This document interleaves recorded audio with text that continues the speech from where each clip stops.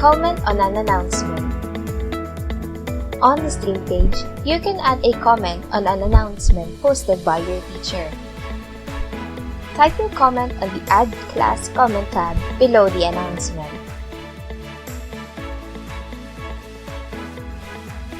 Click the Post button.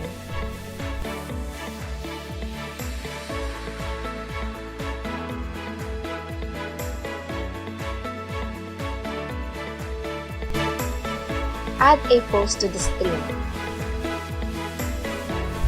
You can share something relevant to your class by clicking the Share with Your Class tab.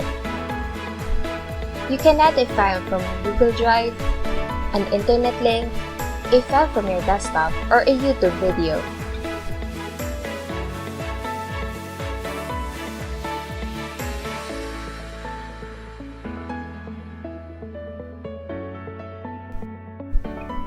Click the Post button to share.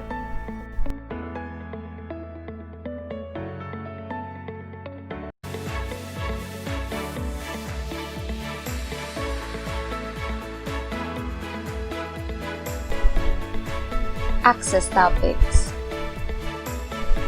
On the right side of the stream page, you will see the classwork section, which is where your teacher has categorized your class into topics.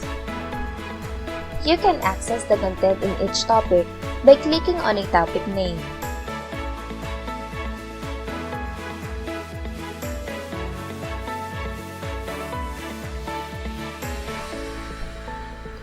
You may also add a comment by typing on the Add Class Comment tab.